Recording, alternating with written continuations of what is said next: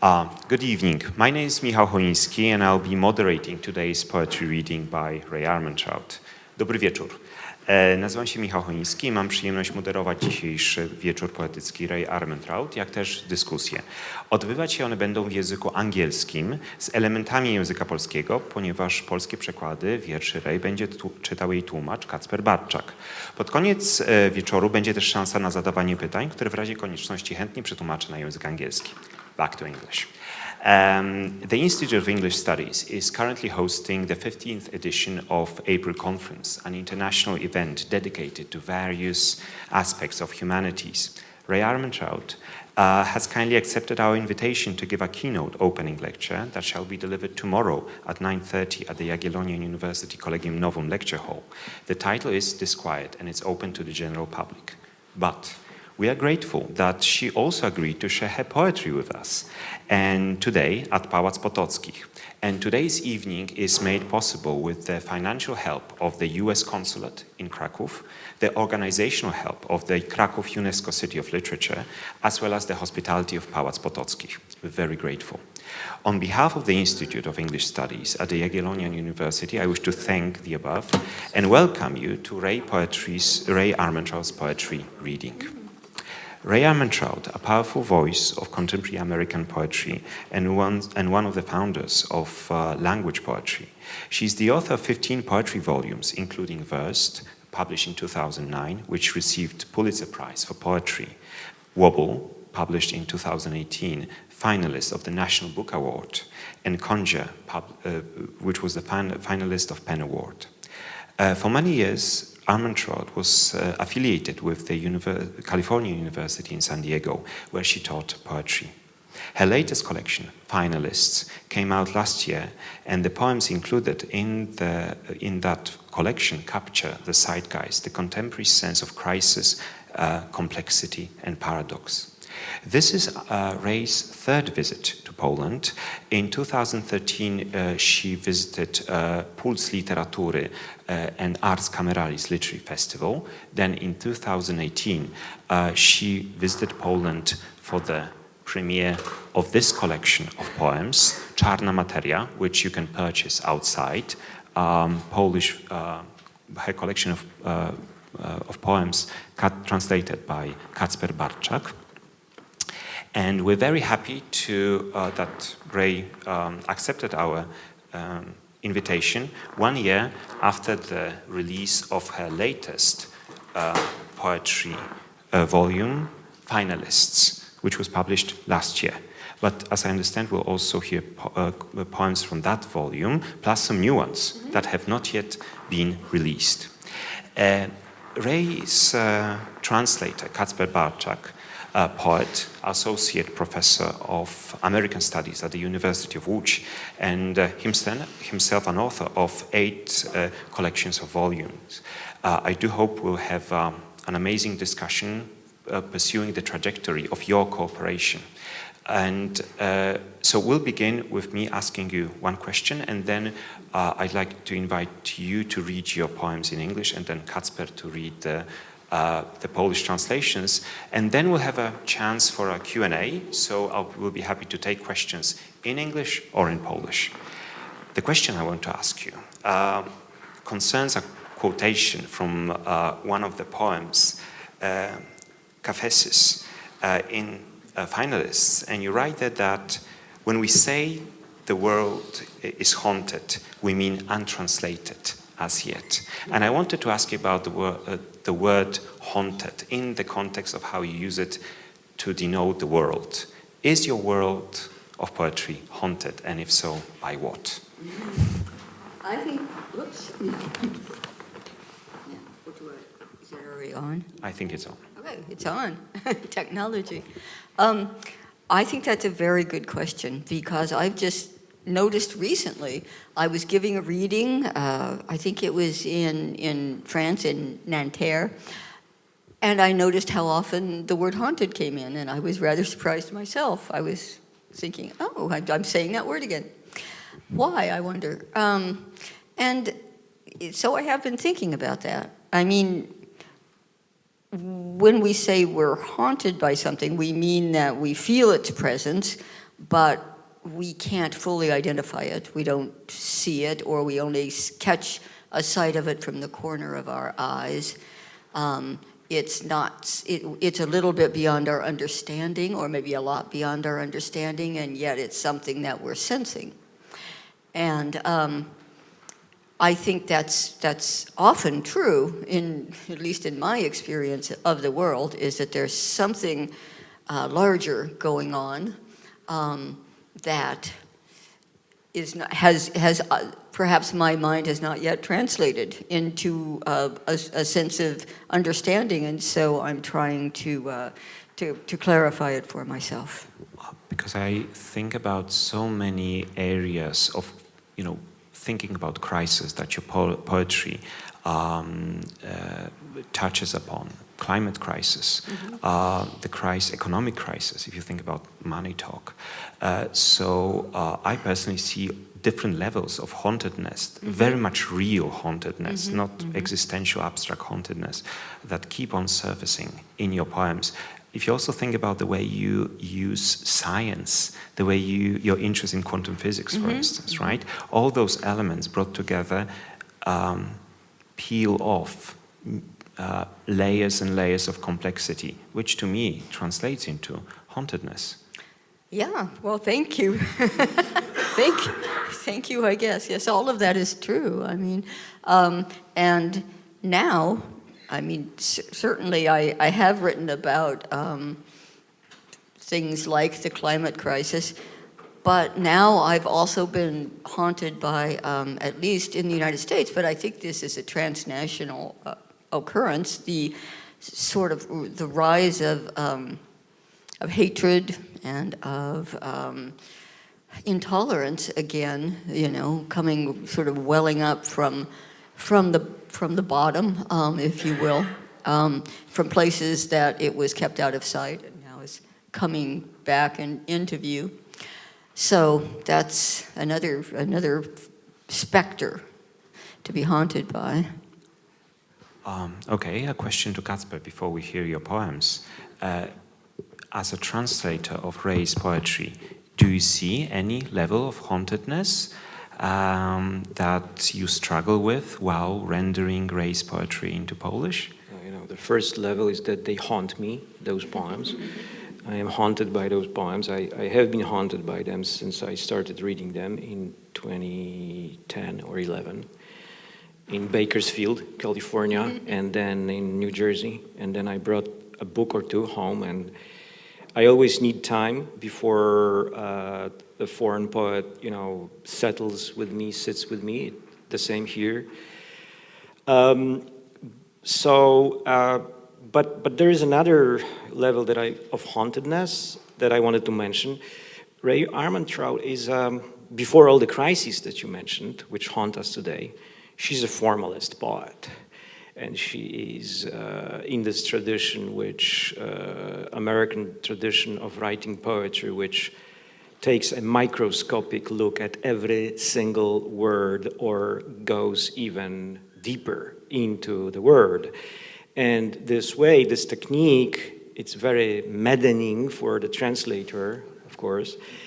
It creates a situation in which there's this level of hauntedness inside the poem, first of all, because words are haunted by other words, just as concepts then are also haunted by other concepts. She is a poet of deep suspicion. One critic wrote, Stephen Burt, that she even is suspicious of her own suspicion sometimes. But so words send us to other words, sounds send us to other sounds, and there is a network. Identities send us to other identities.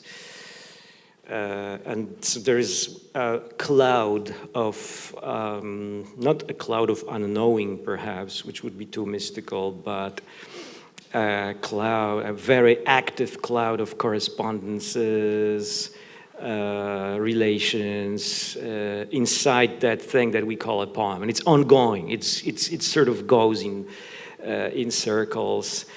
It's a poem that you need to reread. And when I read such poetry, I don't know why people read prose. I mean, because this is so much more economical, and it gives you more, and it costs less. You know, these people are paid; they are not paid enough money, and it gives you so much more. So I just, after something like that, I really have had problems returning to reading prose. Okay, even demanding prose. So. Yeah. Thank you so much. So I do hope these answers made you hungry to actually hear Rae's poetry in Polish and in English. So we're going to start with a poem called Conjure. How did the synthesis cross the abyss? In a sentimental story, there is only one of something, one newborn, one moment, one once, embalmed in myrrh. All I want is not to be first on one side, then the other, but to conjure a stream of sounds and images for which I am not responsible and maneuver within it, mouth and tail, one thought. The sea now full of cannibal jellies, blue, if the sky says so. So just a note on, I'm sorry to be looking into my cell phone, but this is one translation that I am now finding online. It's a translation of the poem Conjure that is not contained in this Polish selection.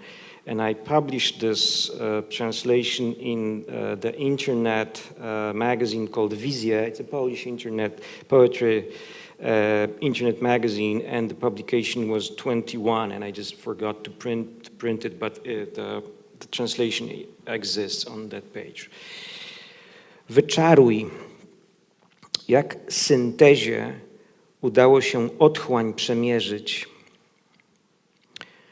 W sentymentalnej opowieści jest tylko po jednym z czegoś. Jeden nowonarodzony, jeden moment, jedno pewnego razu, zabalsamowane mirrą.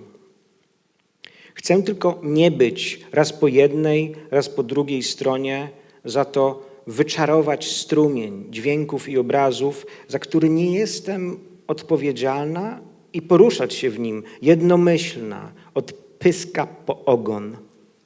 Morze, teraz pełne pożerających się meduz, niebieskie, skoro tak mówi niebo.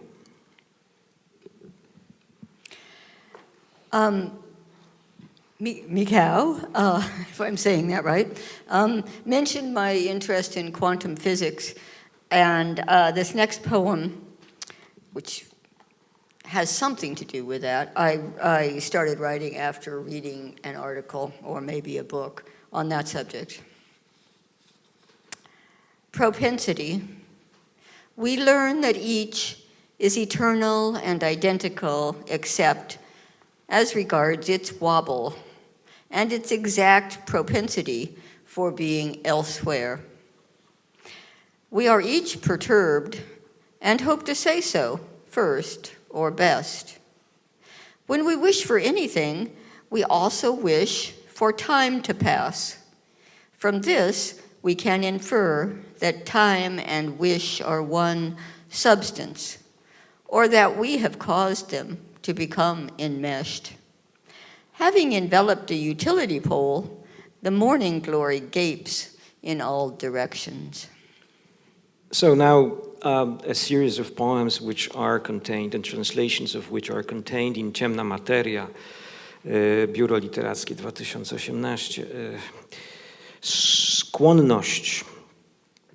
Dowiadujemy się, że każdy jest wieczny i identyczny, ale nie pod względem drgań czy wymiernej skłonności do bycia gdzie indziej.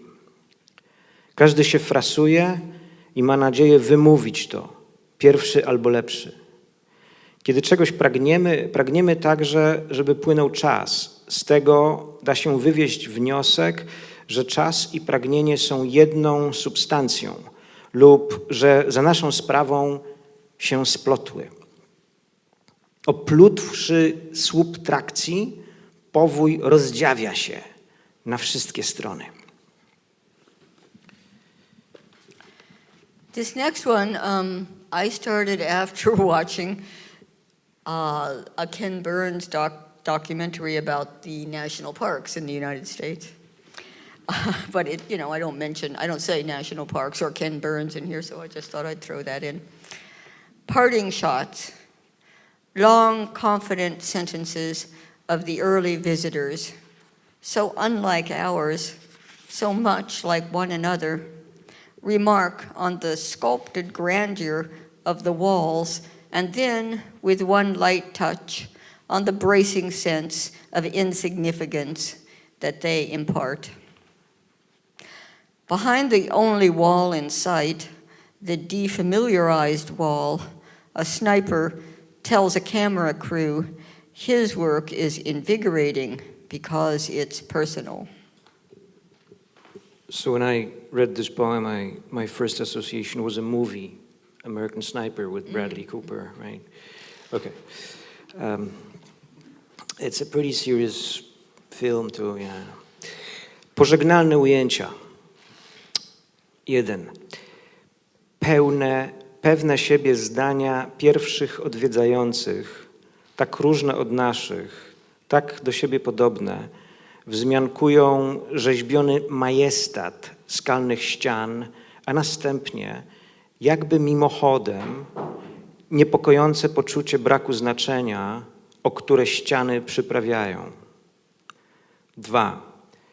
Za jedyną ścianą w polu widzenia, ścianą przedziwną, snajper mówi do kamery, że jego praca daje mu sporo energii, bo dotyczy konkretnych osób. I think I noticed that you actually read the numbers. There are two parts to this poem. I did. And that's sort of typical of my poems. They don't all have numbered parts, but they often have parts, not always, but often that are separated in some way, sometimes with an asterisk and sometimes with numbers.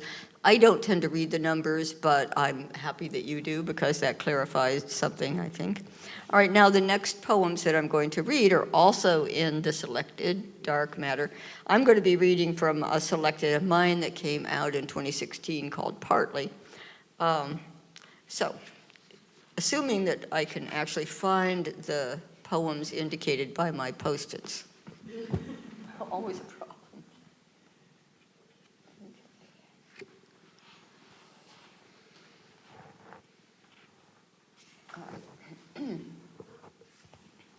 Dark matter.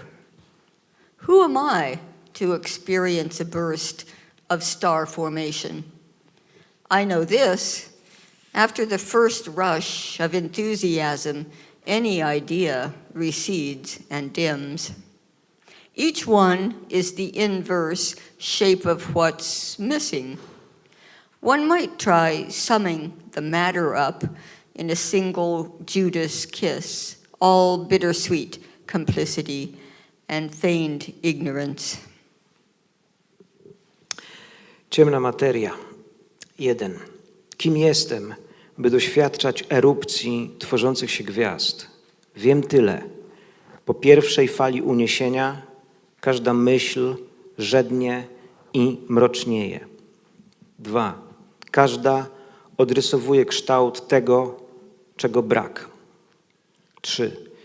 Można próbować podsumowań w tej materii jednym judaszowym pocałunkiem, jego słodko-gorzkim uwikłaniem i fałszywą niewiedzą. Integer. One what? One grasp? No hands, no collection of stars, something dark pervades it. Metaphor is ritual sacrifice. It kills the look-alike. No, metaphor is homeopathy. A healthy cell exhibits contact inhibition. These temporary credits will no longer be reflected in your next billing period. Dark meaning not reflecting, not amenable to suggestion. Liczba całkowita. 1. Jedno co, jedno ujęcie, żadnych rąk, żadnego zbioru gwiazd, coś ciemnego przenika to. 2. Metafora jest ofiarą rytualną, zabija element podobny. Nie, metafora jest homeopatią. Zdrowa komórka przejawia hamowanie kontaktowe. 3. Ta nadpłata nie znajdzie odbicia przy kolejnych rachunkach. 4. Ciemne znaczy nie dające odbicia, niepodatne na namowy. Chirality. If I didn't need to do anything, would I? Would I oscillate in 2 or 3 dimensions? Would I summon a beholder and change chirality for him? A massless particle passes through the void with no resistance. Ask what it means to pass through the void. Ask how it differs from not passing. Chiralność cząstek. Gdybym nie czuła potrzeby robienia czegokolwiek, robiłabym coś? Drżałabym w 2 lub 3 wymiarach? Zawezwałabym obserwatora i zmieniała chiralność dla niego? Pozbawiona masy cząsteczka przenika pustkę, nie napotykając oporu. Spytaj, co to znaczy przenikać pustkę. Spytaj, czym to się różni od nieprzenikania. Itself. I work it until sweetness rises of itself, then arcs across, unfurling petals, and is gone. On television, hundreds of albino crabs scuffle over one steam vent. I know you're dreaming things I haven't dreamed, wouldn't, but that's part of your costume, like your extra appendages. Z siebie. Urabiam ją, aż słodycz wzbierze sama z siebie, złączy łukiem pęczniejące płatki i zniknie. W telewizji setki białych krabów szamoczą się o wulkaniczny wyziew. Wiem, że śnisz o rzeczach, o których mi się nie śniło i nie przyśni. Ale to jest część twojego kostiumu, jak twoje dodatkowe wypustki. Now I'm going to read some poems from my latest book, Finalists.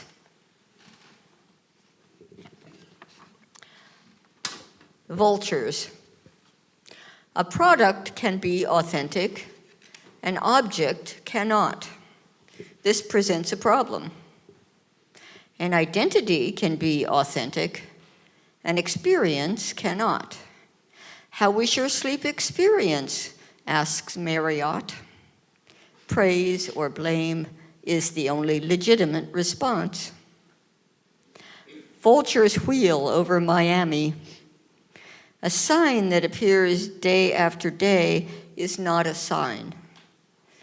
The library boasts a fine collection of books written in private languages. Identity is made of select experiences.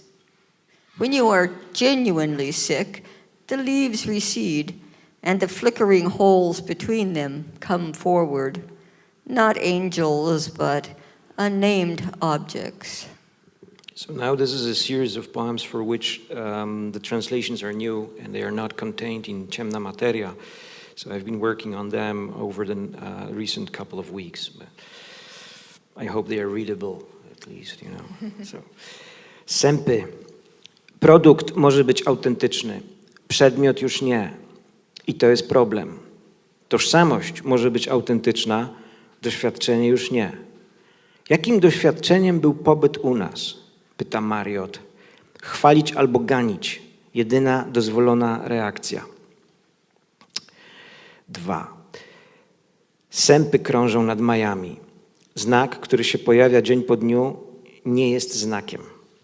Biblioteka szczyci się wspaniałym zbiorem książek napisanych w zaciszu języków prywatnych.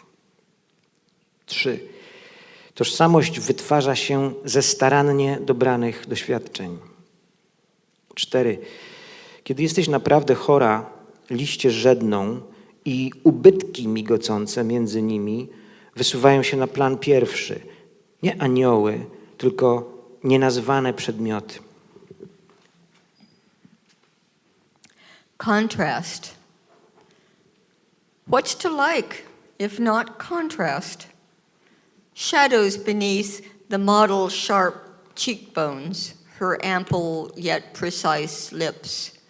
Clean lines separating bounty from its opposite. This is not what I want to want. These eyes on the hypothetical distance. I don't have contrast. Oh, I thought you did. That's So why I read it, as for a matter contrast, of fact. I don't have contrast. I never read that one. Okay, my mistake. All right. It's probably me. But you have threat landscape, right? I do. Okay, good. Yeah. Okay. As I said, my poems often have parts, and this has 2 parts. And this time I will read the numbers, I think, because the parts are so different. The first part has something to do with what things I was reading about consciousness and attention. And the second part is addressed to one of my granddaughters. Threat landscape. Life began with general irritability, then developed lateral suppression, the ability to boost some signals while tamping others down. Attention, creating a high contrast world with exaggerated peaks and troughs. The threat landscape, projected now on screens by paid experts. 2. You're right, Sasha. I forgot. The butterflies are frightening with their abrupt approaches and batty swerves. They mix the outside in. You're right. We don't know what will happen. Krajobraz zagrożeń. 1. Życie poczęło się z ogólnej drażliwości. Następnie rozwinęło się tłumienie boczne.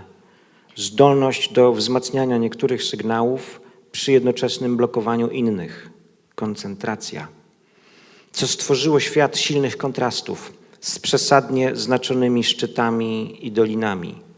Krajobraz zagrożeń, rzucany teraz na ekrany przez płatnych ekspertów. 2. Masz rację, Sasza. Zapomniałam. Motyle budzą strach. W tych nagłych zbliżeniach, szalonych podrygach są domieszką zewnętrza. Masz rację. Nie wiemy, co się wydarzy. Ceremonial. They change arsenate to arsenite and back. They pant. To capitulate is to give in. To recapitulate is to repeat in brief. Fuchsia shadow, dangling beads. This is my body which they pass one atom between them. Take and eat. Ceremoniał. Przemieniają arsenian w arsenit i z powrotem. One dyszą. Skapitulować to poddać się.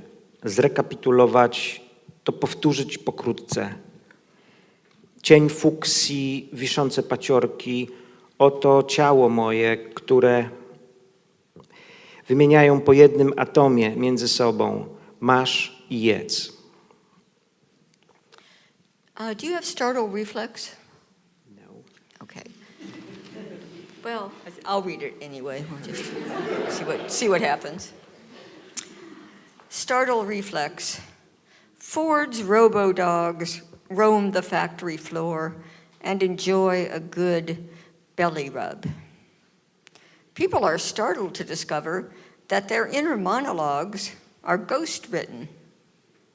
A sentence that once made sense and now does not appears haunted. Experts are surprised to learn sparrows across North America have changed their tune. Let's just make it to the end. Everyone's riveted by the shock of the disaster victims, the way they search for words. Now I'll try to find one that you have translated. My bad. Okay. Did you do the news? All right, I'll skip that one. Apparently my Post-its in my list that I gave you are not identical.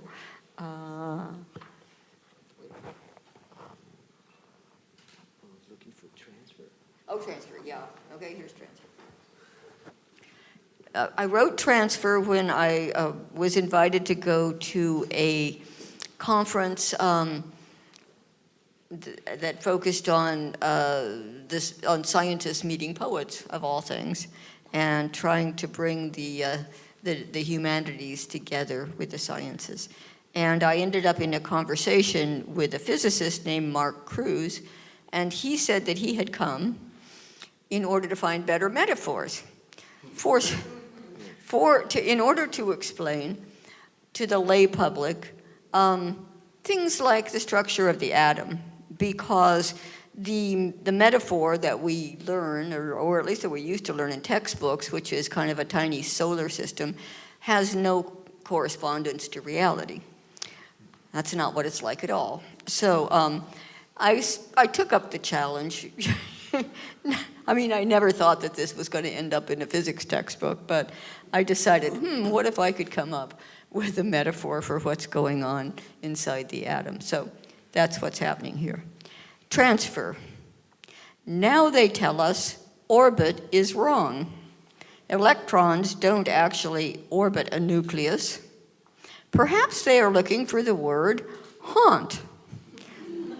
One meaning of haunt is to frequent, to be known, to appear.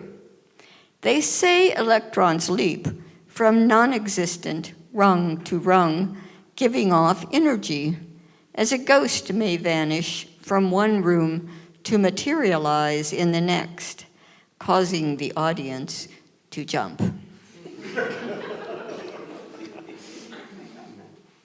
Transfer.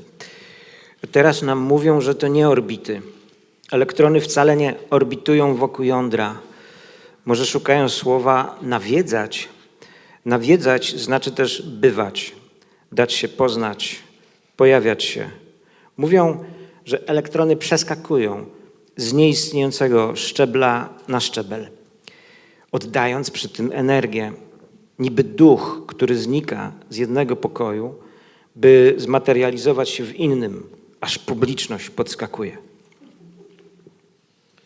Okay, we'll do lions next. Lions. Lion taming exists to make us think that the ferocity of lions is fake. Or lion taming exists to parody our sense of human mastery over the earth. Of course, any thought is a shot in the dark, but a poem exists to contain it. Now a thought is a watched pot. See, Rae leaned to me and she told me we are going to read lions now. It was a warning because this was one of the most difficult, those short but extremely difficult poem to render in English, so in Polish, so, and maybe in English too. I don't know, but definitely in Polish. Anyway, let's see. Lwy.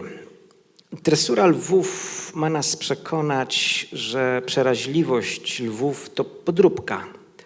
Albo tresura lwów to parodia człowieczego poczucia władzy nad ziemią. Oczywiście każda myśl to strzał w ciemno, ale wiersz jest po to, by go w sobie utrzymać. I teraz myśl żuje czas. Not the same thing as the watch spot, I know. But this is the challenge of translation. On melancholy. What I thought of as a pleasant lingering on things, tender, without the flurried rush of hope, Freud called melancholia, a state in which a person grieves for a loss she is unable to identify. What I experienced as a general attunement, wishing only to continue, a suspended attitude Freud described as narcissistic identification with the object that becomes a substitute for the erotic cathexis. And what if, in my case, there are multiple objects? Whatever appears outside this window, the dangling threads of the weeping cypress. How I would love to make the elegant, dismissive gestures of those long fingers beside the white phone lines plunging almost straight down or up, taut, catching occasional rays of sun, like a child's idea of a message. O melancholii, co dla mnie było miłą zadumą nad przedmiotami, delikatną, wolną od nerwowych podrygów nadziei, Freud nazwał melancholią. Stan, w którym osoba opłakuje nierozpoznaną utratę. Co odczuwałam jako ogólne dostrojenie, pragnąc samego trwania w zawieszeniu nastrojów, Freud określił jako narcystyczne utożsamienie z obiektem stanowiące substytut kateksji erotycznej. A co jeśli w moim przypadku występuje wiele obiektów? Cokolwiek pojawia się za oknem, powłóczyste gałęzie płaczących cyprysów, jakżebym chciała wykonywać eleganckie, lekceważące gesty tych długich palców obok białych linii telefonicznych, które lecą prawie na sam dół, później w górę, pod napięciem, czasem łapiąc promień słońca, jak dziecinne wyobrażenie wiadomości. Too much information. There's I don't know if a saying's the right word, an acronym for that in the States, TMI. So like if you're telling somebody too much, you know, if they're rude, they might say TMI. Anyway, too much information. Deers, the backwards facing S, a decoration in the iron rail, was here when I came, with its extra curlicues at each end, and a miniature version of itself, like a fetus, affixed to its middle. I'm telling you more, perhaps, than you need to know. The sun on the rail's inner curves is a private matter, something like love, despite the roar of the nearby freeway. I mix love up with safety. It's hard to come by good ideas while California goes up in flames. It's hard to have a new idea when temps in LA rival those in Iran. I can't say anything more original than gender reveal party sparks massive wildfire in tinder dry forest. You never know what will matter next. Pack everything. Za wiele informacji. 1. Drodzy, odwrócona litera S, ozdóbka na żelaznej szynie, była tu, kiedy przyszłam z tymi swoimi zakrętasami przy każdym końcu i miniaturką samej siebie, jak płód przyczepiony w środku. Pewnie mówię wam więcej niż trzeba. Słońce wewnątrz zakrzywienia szyny to prywatna sprawa, coś jak miłość, mimo huku pobliskiej autostrady. Miłość mi się myli z poczuciem bezpieczeństwa. 2. Wcale niełatwo o dobre pomysły, kiedy Kalifornia stoi w płomieniach. Wcale niełatwo wpaść na jakiś nowy pomysł, kiedy temperatury w LA dorównują tym w Iranie. Nie potrafię powiedzieć nic bardziej oryginalnego niż przyjęcie z okazji ogłoszenia płci dziecka wywołuje potężny pożar w wyschniętym na wiór lesie. 3. Nigdy nie wiadomo, co będzie ważne za chwilę. Pakuj wszystko. Now I'm going to read 5 new poems, newish, that have not been in a book yet. Some.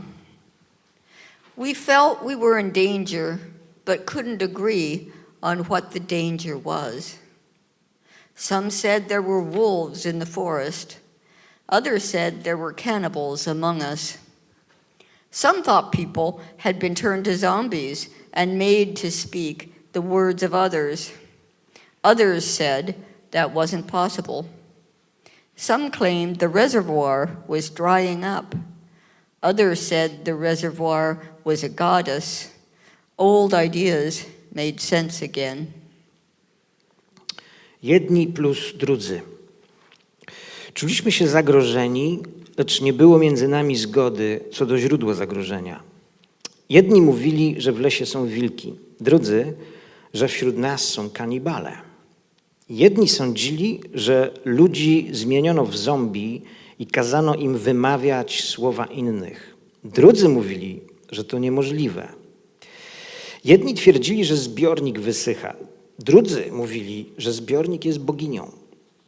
Dawne pojęcia znów nabierały sensu. Preparedness. Animals find us eerie. We can see what's coming in broad strokes, washed out, frequently displaced. Still, it smites us. Like ghosts, we pass back and forth between times, stunned, unable to feel what we touch. We believe in abstractions. That's one way to explain our failure to prepare. Stan przygotowań. Dla zwierząt jesteśmy upiorni. Widzimy, co nadciąga w ogólnym zarysie, blado, często w poniewierce. Niemniej to nas niszczy. Jak duchy wędrujemy w te i we w te, między chwilami, ogłuszeni, niezdolni, by czuć to, czego dotykamy. Wierzymy w abstrakcję. Tak też można wyjaśnić brak przygotowań. Angel. When I was almost a woman, the men in the radio called someone I thought might be me an angel and a baby. I wasn't offended. What did I know? I knew I would have to empty myself to fit inside the songs, and I wanted to be in them as long as they lived, to be called to and never come, to be full of my lighter and lighter self with literally no place to go, as it is in heaven. Aniołek. Kiedy byłam już prawie kobietą, mężczyźni w radio nazwali kogoś, o kim myślałam, że to mogę być ja, aniołkiem i dzieciątkiem. Nie obraziłam się. Co ja tam wiedziałam? Wiedziałam, że będę musiała opustoszyć siebie, by pomieścić się w piosenkach. I chciałam być w nich, dopóki będą żywe, być wołaną i nigdy nie nadejść, być pełną coraz lżejszej siebie i dosłownie nie mieć dokąd iść, jak to w niebie. After, fern shapes will be formed by retreating waves. Clouds will feather and branch. No matter what is dead, they will correspond. No matter what has died, clouds will bud and calve. If beauty is what matters, there's that. If beauty is what matters, we'll enjoy it for nothing, from nowhere, no matter who is gone.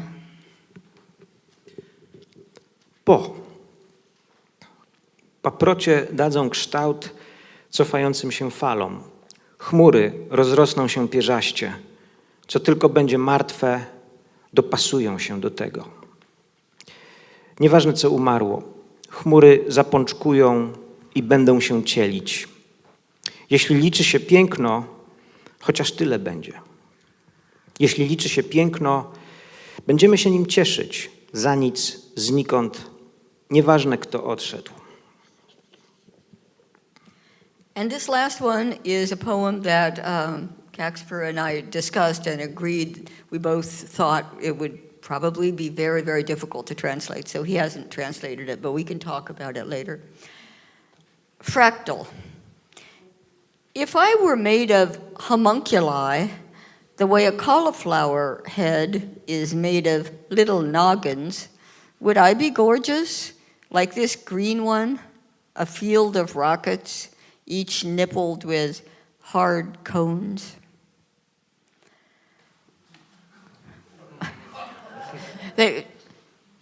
Kacper tells me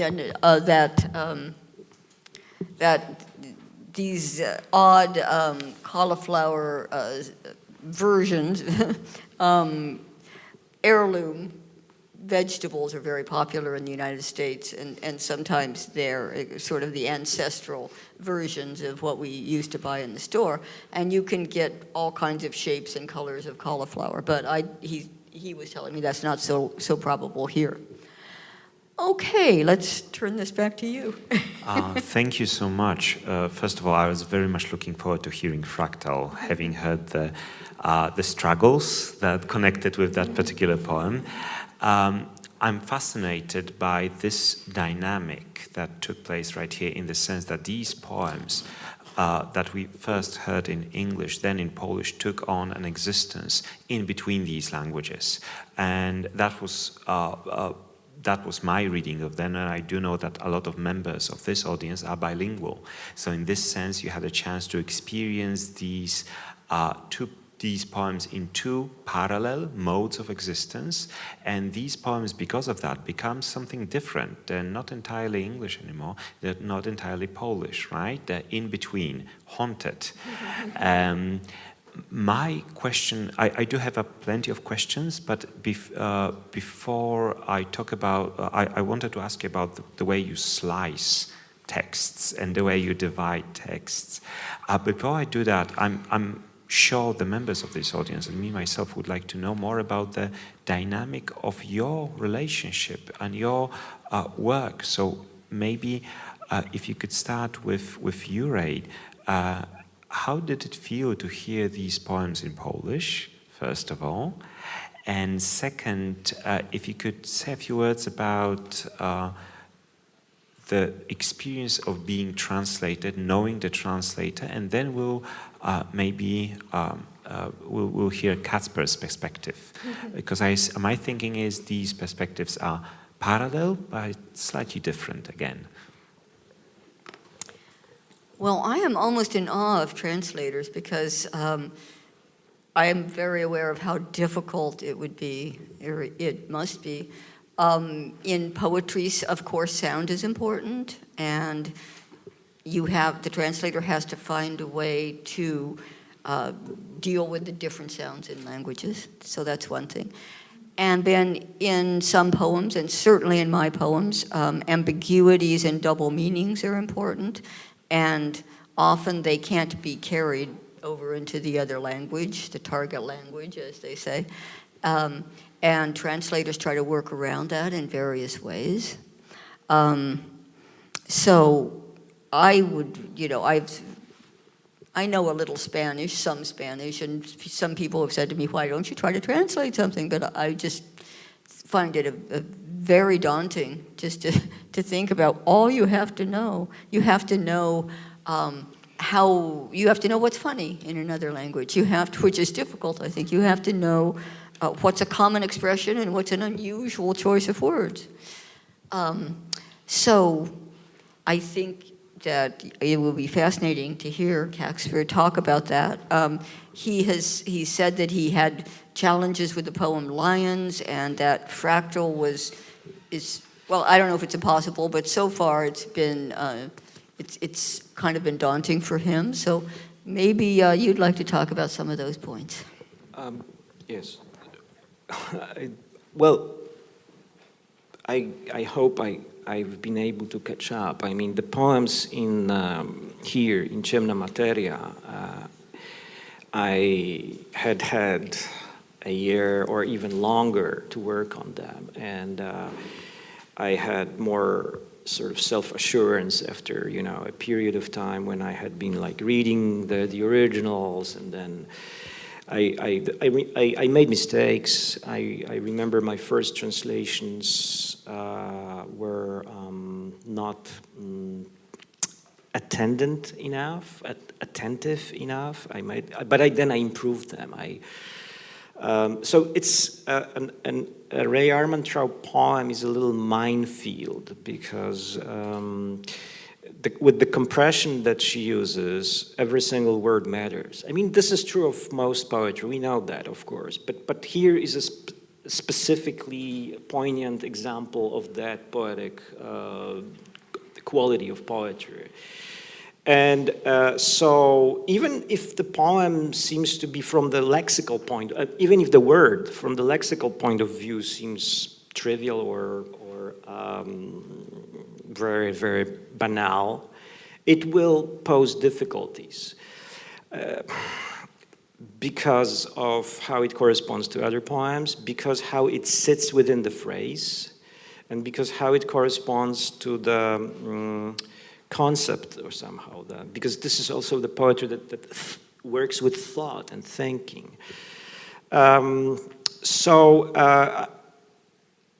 But sound is important, and I was trying to get back to my my rendering of Conjure. I cannot find this page now, and the original this is just one example. The original in the book Conjure starts with how did the synthesis cross the abyss? And I remember I spent really literally weeks, and I came up with jak syntezie udało się otchłań przemierzyć. Hoping that syntezie przemierzyć retains some of the sonic correspondences here. I hope I'm now accurate to my own translation. As I said, I didn't have the printout for that. But that first two lines in the original held me for really quite a few weeks. And once I thought I could do these first two lines, I could then go on. So the word, I mean, I understood the words, of course, and I know what synthesis is. I understand the religious connotation here, which is then developed in the second. I thought that the Polish word synteza somehow retains the religious connotation because Jesus Christ is Alpha and Omega, so he is the synthesis. And so I had to do that. But then I was looking for synthesis, abyss, sort of echo. It's not even a rhyme, it's an echo, it's a consonantal echo. So I was trying to work with that, and that happens with a lot of other poems. Of course, from what we heard now, Lions ends in original with a watched pot. A watched pot. This is what Rae Armantrout would do. It's a watched pot. It's an amazingly packed phrase or idiom in English. And first of all, there's no immediate equivalent in Polish. So what I had here is a sort of a working version of what I could do here. And these are lexical dilemmas, right?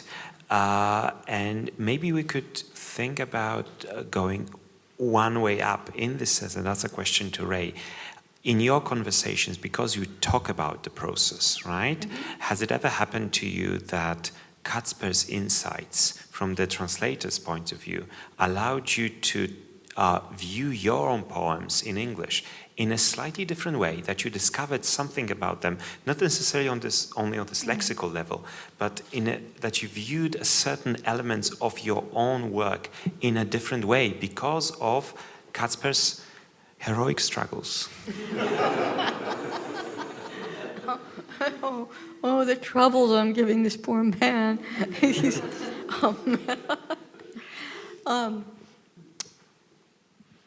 Well, frankly, I'm not sure that I viewed my own work in a different way. I mean, I could picture for myself how difficult it might be to bring some of those phrases across into another language. I mean, the saying is, did we discuss this? The saying is, a watched pot never boils. And that means, well, I'm going to talk about this tomorrow in my presentation. but it most often means that don't be too impatient, because if you stare at water, it will seem that, on the stove, it will seem like it's never going to boil. That time will just stretch. So anyway, that's what the saying means. But that's a lot to get into, Now a thought is a watched pot. Is, the rhyme, there's a rhyme there that I don't know if that's possible to bring across.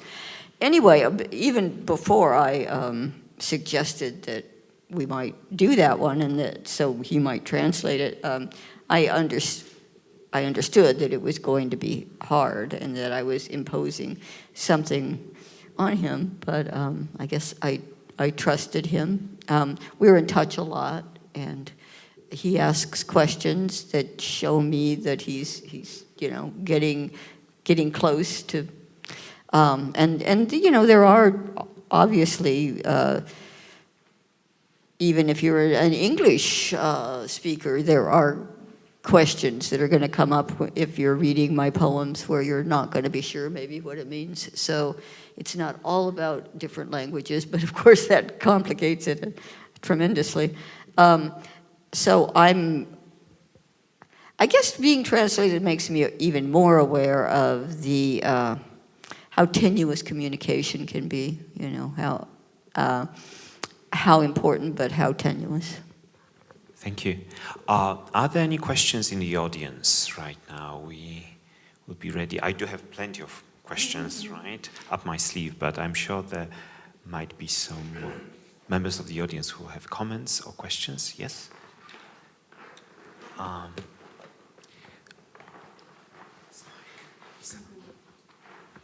Hi. I was very interested in the story you told about the physicist, which changes the conversation a little bit from the conversation that we've been having. Because as a humanist, I think so much about the threat, at least at universities, in paying attention to the importance of things like poetry and art on the part of the sciences, though there are many exceptions, like your physicist. In the paper I'm working on for this conference, there's a late 18th century treatise where a man writes about the fact that poetry would be better if it paid more attention to science and accurate description, which you seem to do very well. But I'm curious, and maybe this is not something you can answer, but I am curious, what would you like scientists to gain from poetry? I mean, it's a very important question to me, and I would love to know what you think about it. So thank you very much.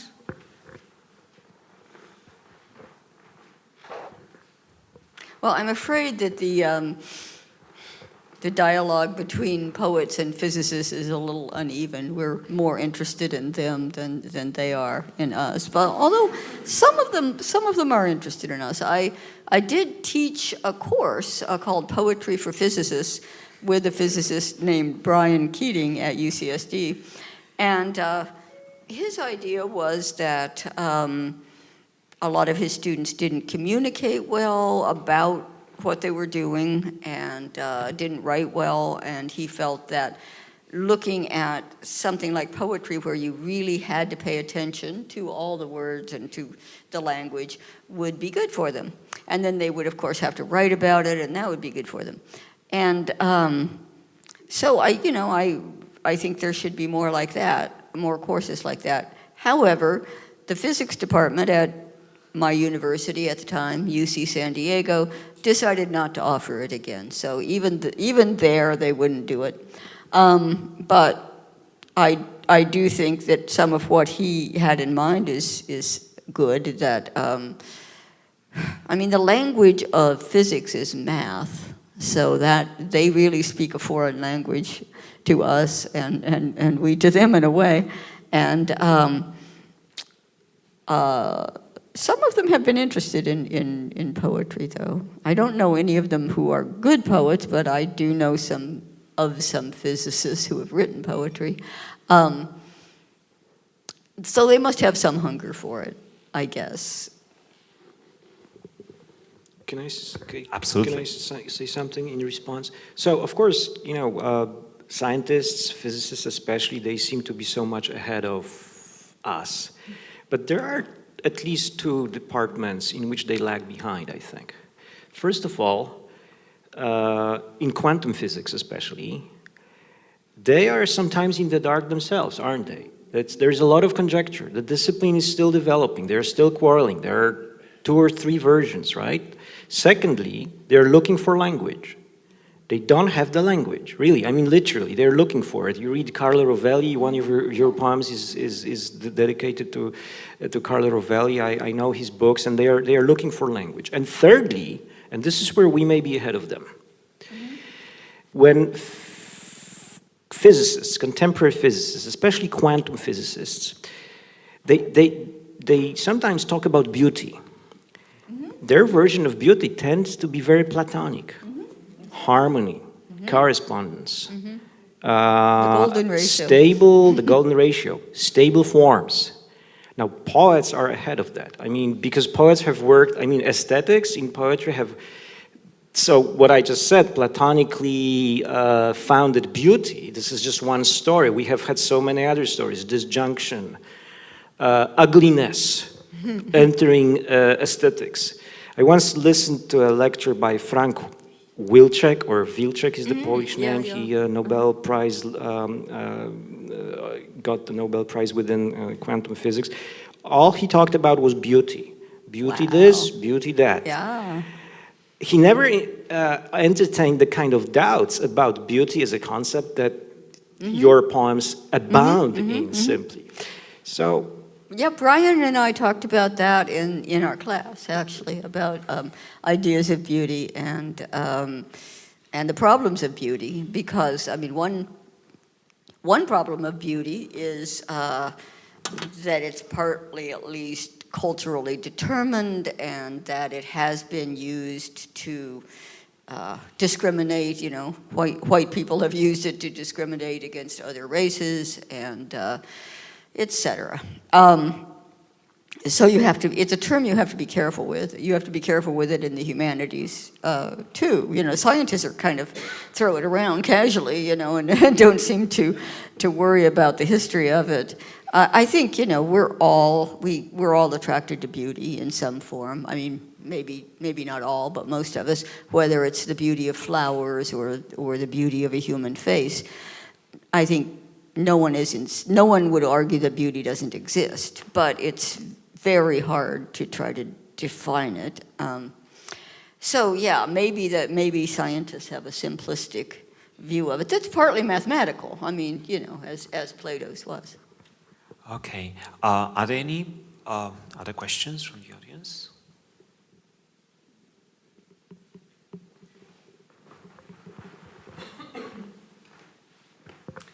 I was thinking whether it's a good time to say a few words, but actually, because what you said, I would like to say something. So I'm a mathematician. I have a PhD in chemical technology. I am also, I was studied environmental engineering, and I am trying to write some poems, but let's say it's like a beginner level, let's say. And also I used to play clarinet, so I have maybe two questions. The first question is for you, Rae, and first of all, thank you very much for coming here, and I hope you enjoy your time in Krakow, and it's such an honor to hear your poems. So my question is, do you have any daily routine or any other routines while you have your writing process? Yeah, first of all, I usually take a little notebook with me, a blank book, so that I can make notes about what I see and hear, anything that interests me and that I might want to think about later. And then in the morning, I set aside a couple of hours to, you know, quiet time, where I sit with my coffee and look out the window, whatever, to review the past day, partly by looking at the notebooks, and, you know, partly by just seeing what bubbles up, and try to get a poem going. And if I do get a poem going, then I'll take it to the computer and work on it there. But that's how I start. We talked about the importance of eavesdropping today in the morning, right? That it's perennial for writing. Okay, any other questions? We do have time for 2, 3. Okay. I've got a difficult question, which I hope isn't invasive in a way, because I'm interested in the feelings that might have preceded the poems. Mm-hmm. But I don't want to, know what the feelings are. I'm intrigued to know, in a way, what your approach to those feelings and the composition of the poetry is. In a way, that's a classical question because of, Wordsworthian recollection of, emotion and tranquility, but then T.S. Eliot, the separation of the mind that creates from the person that feels. Yeah. And they seem in opposition somehow. So I suppose, yes, where is the feeling? And in particular, the line that you quoted, that you read about the butterflies, I think, dedicated to your granddaughter, something about, that's right, we don't know what's going to happen. Right. And it's just, at that moment, it seemed to communicate a feeling very strongly, and I was intrigued also about that. Thank you. I think that's a good question because, for one thing, I don't really separate thought and feeling. I think they're, I feel thoughts and I think feelings. I have a synesthesia between them. And both interest me.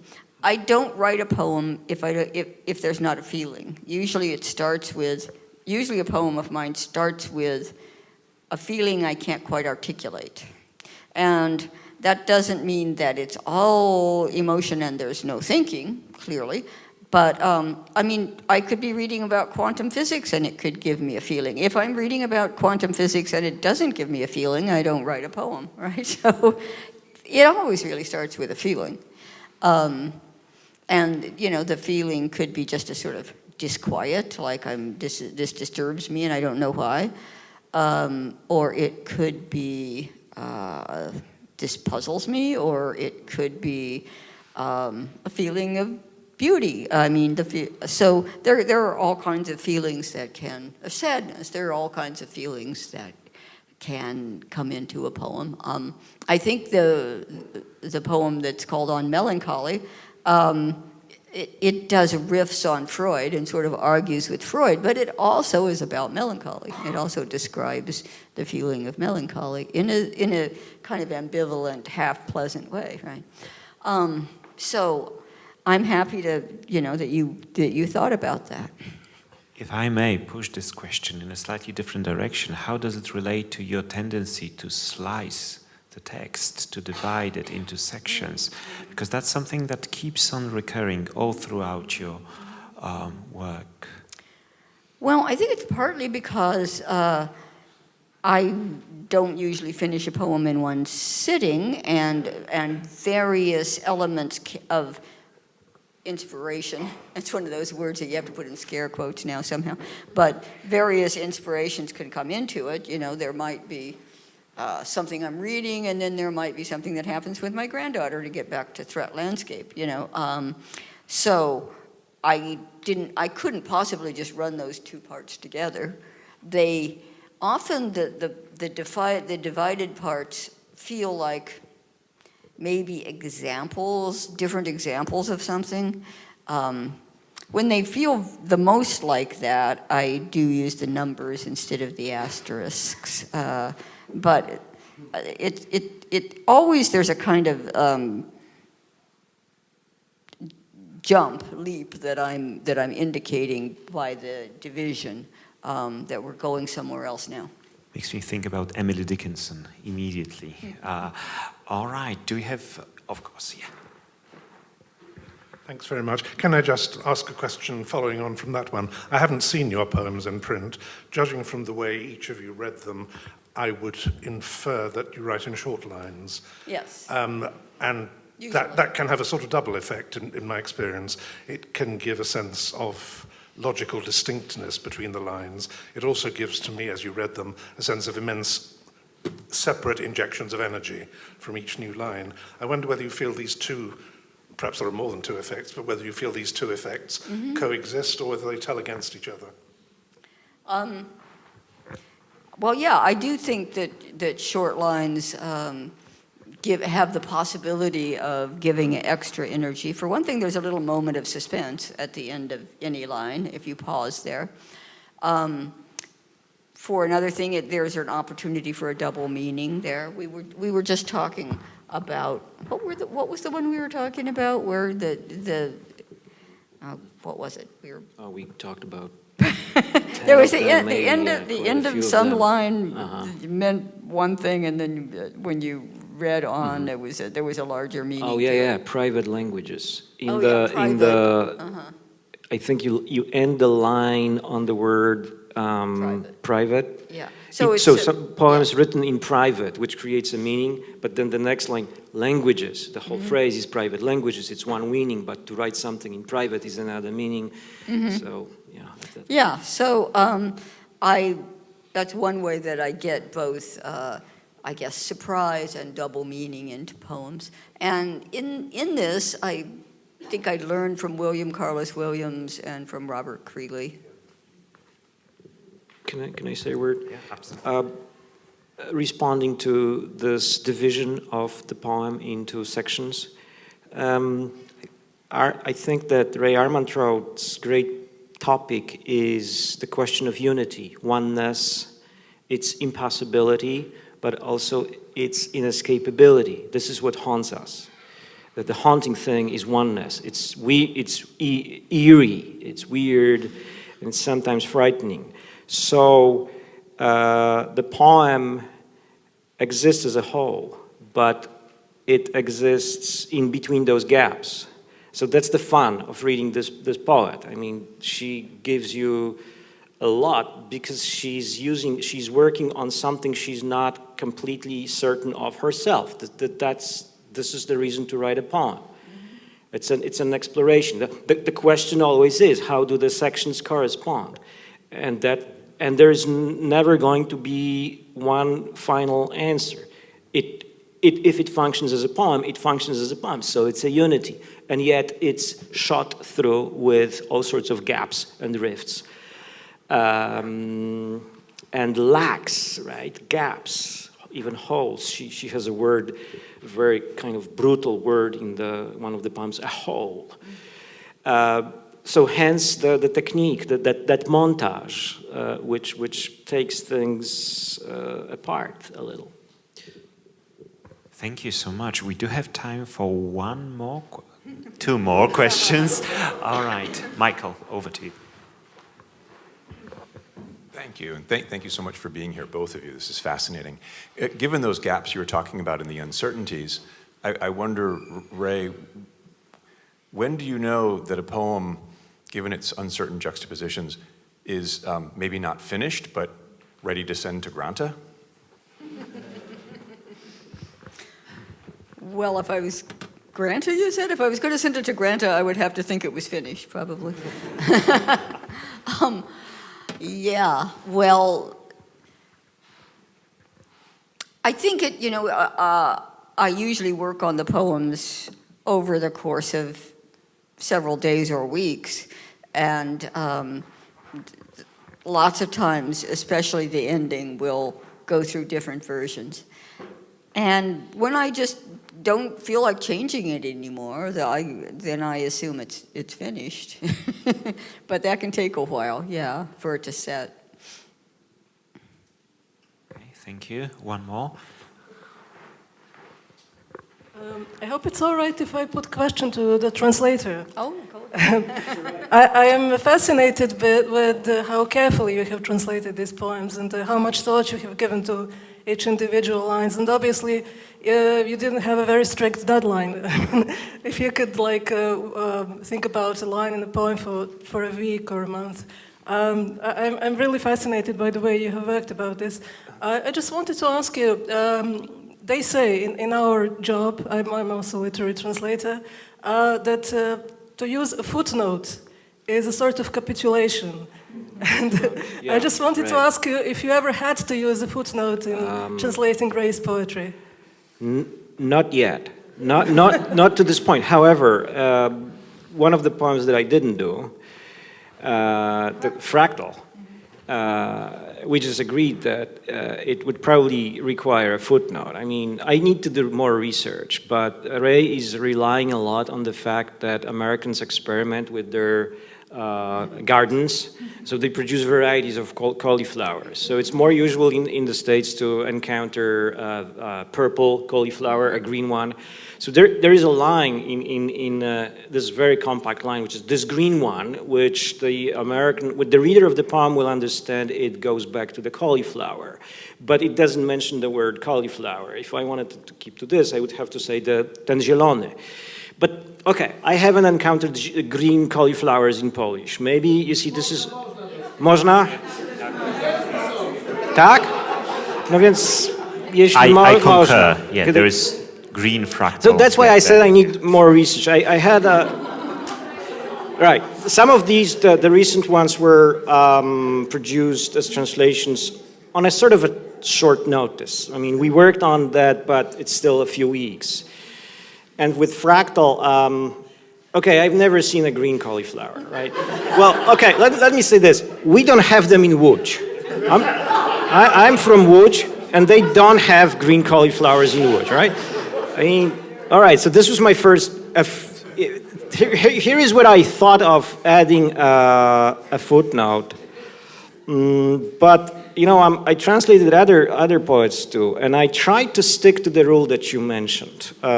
Peter Gizzi, a poet that Rae knows, also very demanding, and I haven't done that. Also, Charles Bernstein, perhaps even more. I mean, depending on which period you go to. I haven't done that yet. I'm trying to do, but maybe why not? I mean, do whatever you can. If the poem deserves it and it's worthy of it, just go for it. You know, just step down from your high and just concede. I could do that. I could do that just to put the poem there. Right? Yeah. Okay, so on that note, on green cauliflower, we'll have to finish today's evening. Thank you so much, Rae, Kacper.